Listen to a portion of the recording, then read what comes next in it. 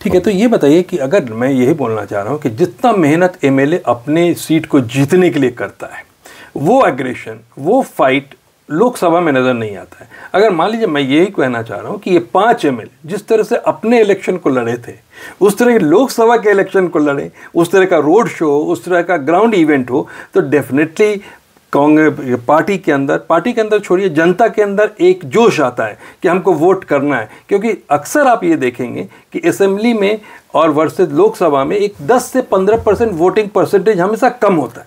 नहीं, actually Bangalore central का लिया जाए तो वोटिंग परसेंटेज मार्जिनली बढ़ता है, ऑलमोस्ट उतना ही रहता है, 54%। नहीं, लोकसभा आप जो, हाँ, लोकसभा की बात कर रहे हैं।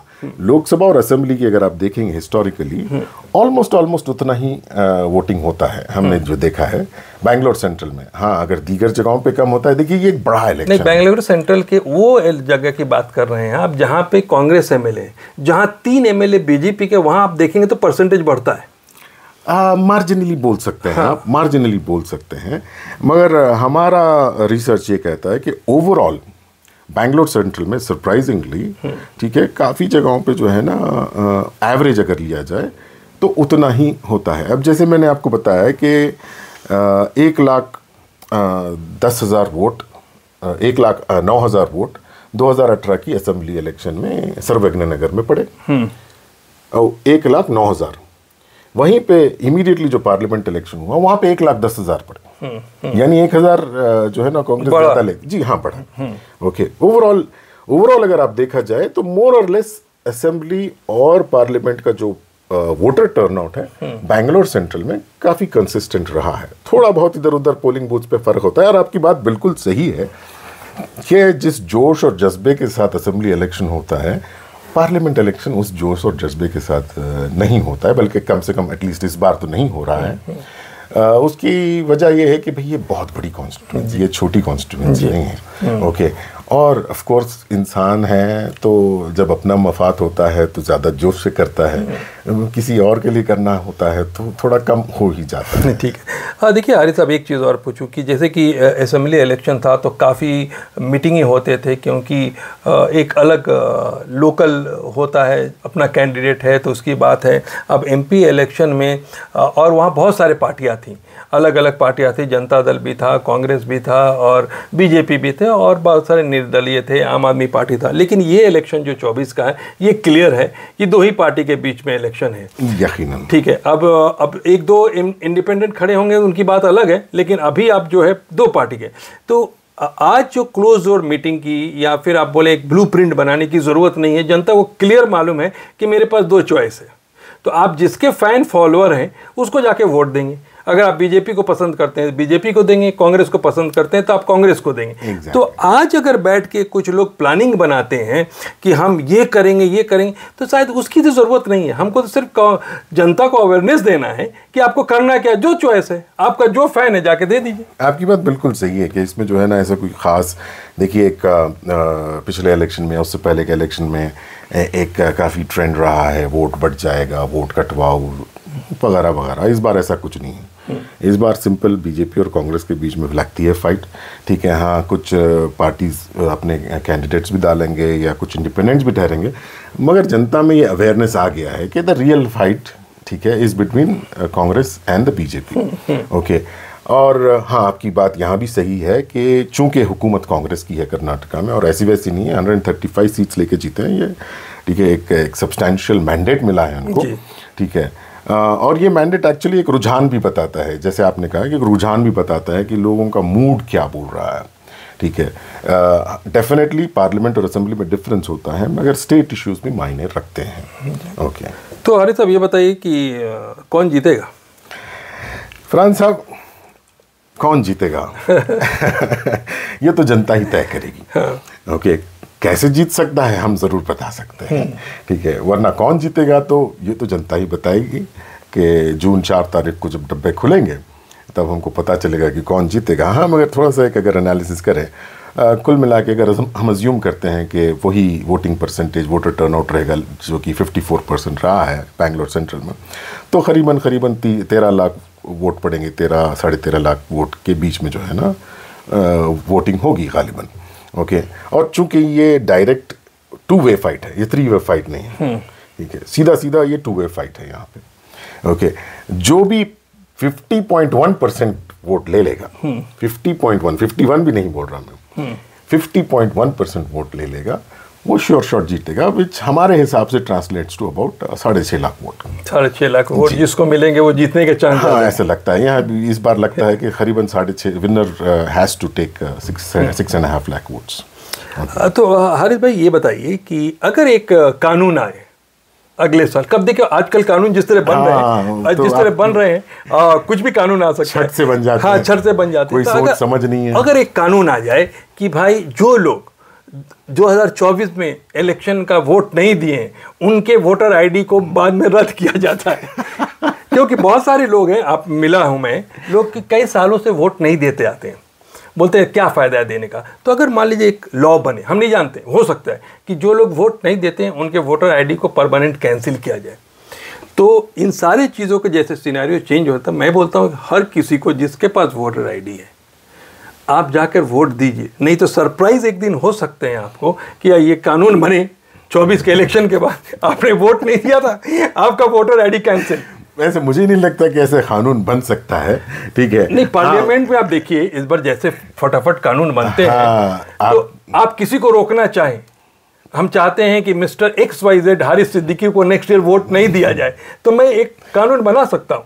हाँ, देखिए ये तो एक सीक्रेट बैलेट है। हाँ, चूंकि हमको हुकूमत को एग्जैक्टली मालूम होता है किसने वोट दिया है किसने नहीं दिया, क्योंकि जो पोलिंग बूथ में लिखा हुआ रहता है कौन आए कौन नहीं आए वो टिक होता है, ठीक है। अगर वैसा डेटा अगर ऐसा कोई कानून बनता तो हाँ भाई ऐसे हो सकता है, मगर मुझे नहीं लगता कि वो प्रोविजन है। नहीं, मैं ये बोलता हूँ कि देखिए हिंदुस्तान अभी भी जमहूरियत है, स्ट्रॉन्ग डेमोक्रेसी है। कब तक रहेगा ये बोल नहीं सकते, लेकिन मैं क्या बोलता हूँ कि अगर आपको किसी चीज़ की फैसिलिटी मिलती है, आपके पास गाड़ी, आप गाड़ी है तो आप गाड़ी चलाते हैं, बिल्कुल, तो अगर गवर्नमेंट ऑफ इंडिया ने आपको एक राइट्स दिया है कि अच्छे लोगों को सेलेक्ट कीजिए, तो आप उस राइट को अगर नहीं यूज़ करते हैं तो हो सकता है बोला जाएगा जब आप यूज़ ही नहीं करते मेरे फैसिलिटी को तो वापस दे दो। हाँ, ऐसे बहुत सारे बूथ है, आप सही बोल रहे हैं कि लोग वोट नहीं करते। देखिए ये वोट जो है ना हमारा हक है, ये एक कैंडिडेट नहीं लड़ता है ये इलेक्शन, ये सारी की सारी अवाम लड़ती है इलेक्शन, ठीक है, सारी की सारी अवाम, क्योंकि उनका ही फ़ायदा उनका ही नुकसान होता है अगर वो ढंग की पार्टी या ढंग के कैंडिडेट को नहीं चुनेंगे।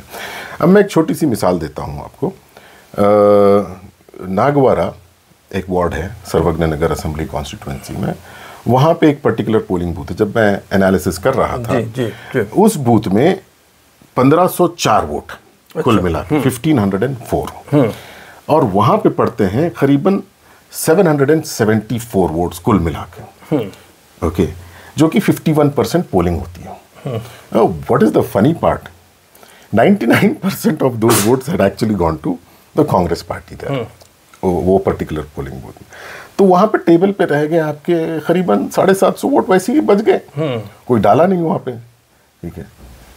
तो ये जो पोलिंग परसेंटेज है ये आपका हक है, ये ज़रूरी है कि अगर आपको चुनना है सही कैंडिडेट को, आपको घर के बाहर निकल के वोट डालना पड़ेगा। बहुत जगहों पे ऐसा होता है, स्पेशली अर्बन, चूंकि बैंगलोर सेंट्रल एक अर्बन कॉन्स्टिट्यूएंसी, यहाँ पे क्या होता है कि लोगों की जो मोबिलिटी होती है वो बहुत ज़्यादा होती है। मिसाल के तौर पे बैंगलोर सेंट्रल के जो वोटर्स हैं शिफ्ट हो जाते हैं, क्योंकि रेंटेड इस पे रहते हैं, वो शिफ्ट हो जाते हैं बैंगलोर नॉर्थ में चले जाते हैं मिसाल के तौर पे, या बैंगलोर साउथ में चले जाते हैं। भाई आप तब वोट डालने नहीं आते, और जो पार्टियां डोर टू डोर कैंपेन करती हैं उसमें ये आदमी मिस हो जाता है, और ये एक सिग्निफिकेंट परसेंटेज है, ठीक है, 5-6%, ये काफ़ी बड़ा परसेंटेज है। अब अवाम की जिम्मेदारी होना चाहिए कि भाई अगर मैंने अपना वोट चेंज नहीं किया है, या फिर मैं हाल ही में शिफ्ट किया हूं और मुझे टाइम नहीं मिला है, तो वो जहां पे उनका वोट है वो आके वहां डालें। ये पार्लियामेंट इलेक्शन ये देश के हित में है, ठीक है। नहीं, देखिए देश के हित की बात देखिए, मैं ये बताता हूँ कि जब तक आपके ऊपर प्रेशर नहीं आता है, मैंने देखा है, आपने भी देखा है, तब तक आप जागते नहीं। आप यही CA के टाइम में एक प्रोटेस्ट बेंगलोर में हुआ था, 5 लाख लोग, 5 लाख रुपए जो है, किसी के इन्फ्लुएंस से नहीं आए थे, क्योंकि सबको डर था मेरा क्या होगा। तो जब मेरा क्या होता है तो वो डर जब आपके सामने होता है तो आप सामने बाहर निकलते हैं। तो ये 2024 का इलेक्शन जो है, या आपका वोटर आईडी आपको वापस मिलेगा या आपके पास रहेगा नहीं रहेगा, ये चैलेंज है। यकीनन ये तो ये चैलेंज है। तो इस चैलेंज को इसको बरकरार अगर रखना है, अपने कार्ड को रिन्यू कराना है और कंटिन्यू, मैं बता रहा हूं, देखिए आज आपको मजाक लग रहा होगा हरीश सिद्दीकी साहब, मजाक नहीं समझता। देखिए जिस तरह कानून बनता है कुछ भी बन सकता है। अब मिसाल के तौर पे आपने कहा है कि जो CAA NRC का जब मसला उठा था तो लाखों की तादाद में लोग जो है ना प्रोटेस्ट किए थे। अब वही CAA लागू हो चुका है, NRC लागू नहीं हुआ है, मगर CAA तो लागू हो गया है। Okay, that has been now implemented. अब आप प्रोटेस्ट कैसे करेंगे? अब आप नहीं कर सकते, क्योंकि एक तो model code of conduct in place है और वो प्रपोजल स्टेज में था, ये तो इम्प्लीमेंट हो चुका है। अब आपका जो प्रोटेस्ट करने का तरीका है वो ये है कि भाई मुझे अगर नहीं चाहिए तो मैं अपने घर के बाहर निकल के बोलूं मुझे नहीं चाहिए, और मैं जाके उस कैंडिडेट को डालूं जो इसके मुखालिफत करता हूं, ना कि जो इसके फेवर में होता है। ठीक है, यकीनन this is the way to protest. आप जहां कहीं भी हो, मैंने जो पोलिंग बूथ की मिसाल ली, अगर मैं देखूं तो कुल मिला के ऐसे 284 पोलिंग बूथ है जहां पे ऐसे मसले हैं। ओके, देखिए हरीश साहब, प्रोटेस्ट की बात छोड़ दीजिए, मैं बताता हूँ, मेरे घर में 3-4 वोट हैं, ठीक है ना, तो जिसमें हम लोग हर 15-20 दिन पे अपना वोटर ID चेक किया, तो मेरे स्पेलिंग में, आप बता रहा हूँ, मैं खुद की बात बता रहा हूँ, तो मैंने कहा कि उसको रीचेक करा, आधार कार्ड के हिसाब से मैंने सेंटर में दिया, और ये आप यकीन मानिए वो दिखाई तो दिया, लेकिन 1 हफ्ता के बाद पूरा चेंज हो चुका है वो। और उस वक्त चेंज हुआ है जब मैं अभी कुछ नहीं कर सकता, और मेरे 2 वोट गायब हो गए, 15 दिन पहले थे, अभी मतलब जब सर्च कर रहा हूं तो नेट पे नजर नहीं आ रहे। अब पता नहीं पोलिंग बूथ में जाऊंगा तो रहेगा कि नहीं रहेगा। तो मैं ये बता रहा हूं कि अगर आप अपने अधिकार को और अपने कार्ड को जो मिला है इस्तेमाल नहीं करेंगे तो कल उसको रद्द किया जा सकता है, इसलिए उसको एक्टिव रखना बहुत ही जरूरी है। तो एक्टिव रखने का क्या तरीका है कि आपको जब दिया तो जाकर वोट दीजिए। आप देखेंगे 54% वोट हो रहा है, कहीं 60% है, कहीं 45% हो रहा है। इसका मतलब है एक 50% लोग ऐसे हैं जो वोट नहीं देते।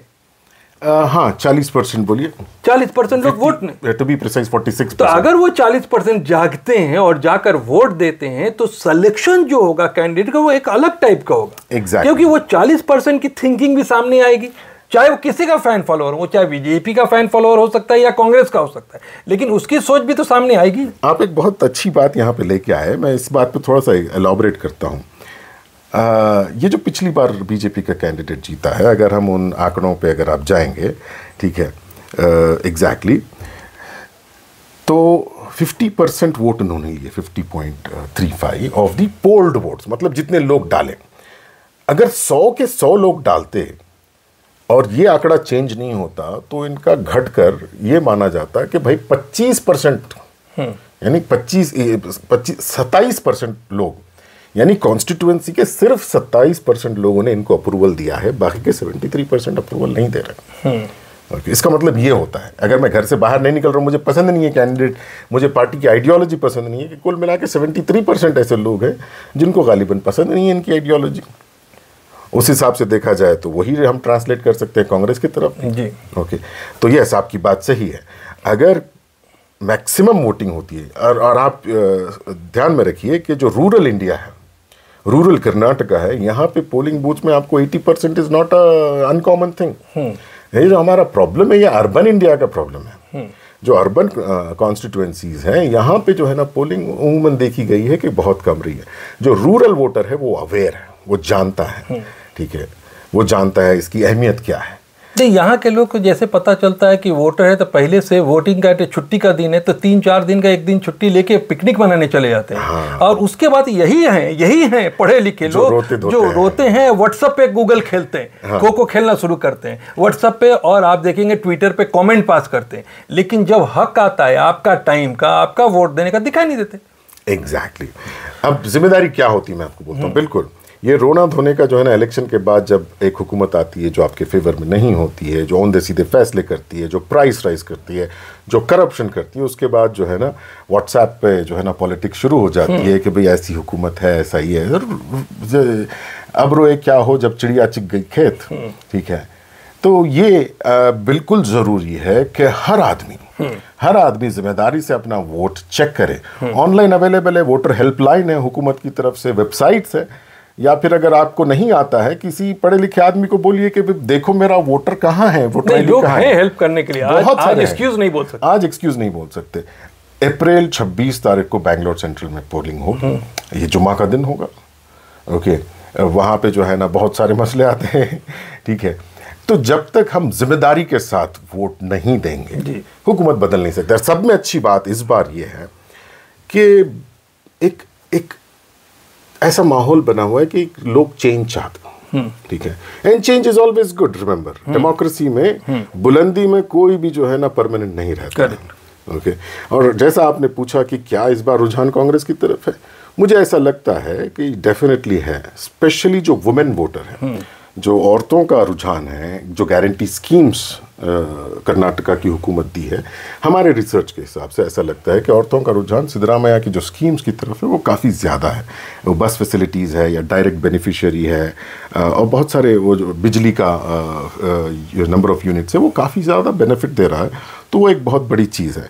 अब फिर अगर आप देखेंगे कि कर्नाटका का अगर लेंगे तो एंटी इनकम्बेंसीज जो है लोकल एमपीज़ का, पीसी मोहन 3 बार रह चुके हैं। हाल ही में कुछ वीडियोस भी आए थे कि उनके पार्टी के लोग ही उनके खिलाफ हो गए थे एक उनकी पोल मीटिंग में। तो ये एंटी इनकम्बेंसी भी एक बहुत बड़ा फैक्टर है। 10 साल का सेंट्रल गवर्नमेंट का anti incumbency, price rise, electoral bonds का जो स्कैम जिसे मैं कहूँगा वो बाहर निकला है। जो फार्मर इश्यूज़ हैं वो हुए हैं, जो लेबर इश्यूज़ हैं, फार्मर्स प्रोटेस्ट कर रहे हैं, लेबर्स प्रोटेस्ट कर रहे हैं।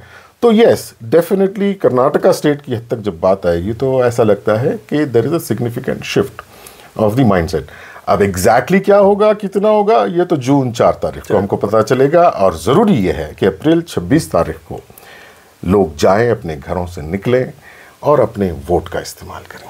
तो हारिस साहब, बहुत बहुत शुक्रिया कि आपने एक ओवरऑल ज्ञान दिया लोगों को करना क्या है। लेकिन एक बात आपने जैसे कहा कि 26 तारीख को जो फ्राइडे है, तो फ्राइडे के बारे में थोड़ी सी बात बता दूं हारिस साहब। देखिए कि जुमे के दिन आपको पता है कि आप किसी को भी फ़ोन करें तो बोले जुमे के बाद मिलता हूँ, बाद जुमा मिलता हूँ। तो ऐसा मत कीजिए कि बाद जुमा जाके इलेक्शन कर दे, क्योंकि देखिए जुमा का नमाज ख़त्म करते करते आपको 2 बज जाता है, 2-3 साढ़े 3 बज जाते हैं, घर जाएंगे, बिरयानी खाएंगे, निकलते निकलते पता चला कि आपका काउंटर बंद होने का टाइम हो गया। अगर आप पहुँचेंगे भी तो बहुत लंबी लाइन रहेगी, आप थक हार के वापस आ जाएंगे।